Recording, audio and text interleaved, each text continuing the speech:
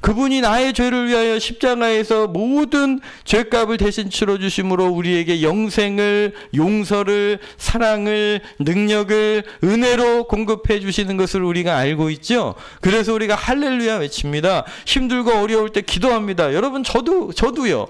저도 힘들고 어려울 때 기도합니다. 주님 도와달라 기도합니다. 지혜가 부족할 때 지혜 달라 하고요. 돈이 부족할 때 돈 달라 합니다. 저도 돈 달라고 해요.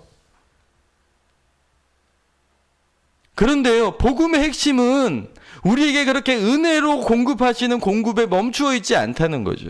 왜 주님이 그렇게 하시는가? 왜 아들을 십자가에 내어주시고 우리에게 모든 것을 값없이 허락하셨는가? 그 이유가 뭐라고요? 15절 후반부에 보시면 다시는 그들 자신을 위하여 살지 않고 오직 그들을 대신하여 죽었다가 다시 살아나신 이를 위하여 살게 하려 하십니다.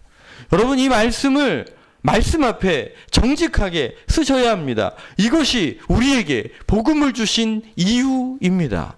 여러분, 하나님께서 나를 사랑하신 그 사랑을 깨닫고 나면 그분을 위해 살게 되지요. 그 사랑을 알게 되면, 그 베푸신 은혜를 깨닫고 나면 그 은혜를 위하여 우리의 삶을 드리게 됩니다.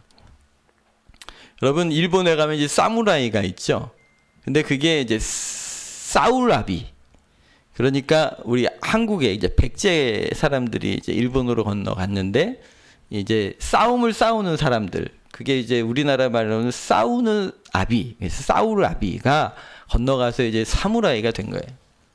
어쨌든 여러분, 사무라이의 특징은요, 자기를 인정해주는 사람을 위하여 목숨을 버린다는 거예요.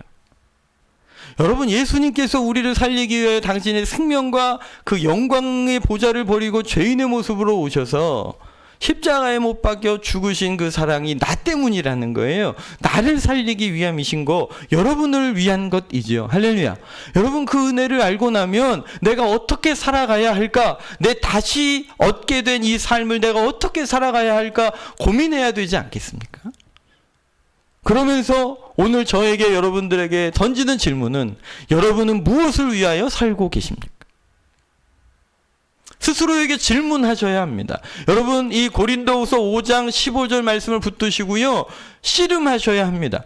하나님, 주님은 나를 위해 죽으신 이유가 더 이상 나 자신을 위하여 살지 않고 그들을 대신하여 죽었다가 다시 살아나신 이 예수 그리스도를 위해 살게 하려 함이라고 하셨는데 나는 누구를 위해 살고 있습니까? 라고 질문하셔야 합니다. 그리고 이 말씀이 내 삶 가운데 성취되게 하여 주옵소서라고 기도하셔야 하고요.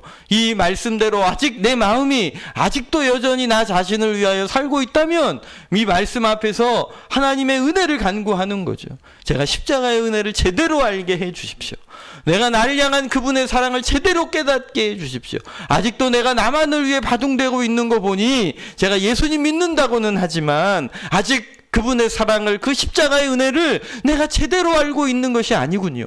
주님, 저에게 긍휼을 베푸사 십자가의 은혜를 더욱 깊이 알게 하여 주옵소서. 그렇게 고백하시는 은혜가 있으시기를 예수님 이름으로 축복합니다.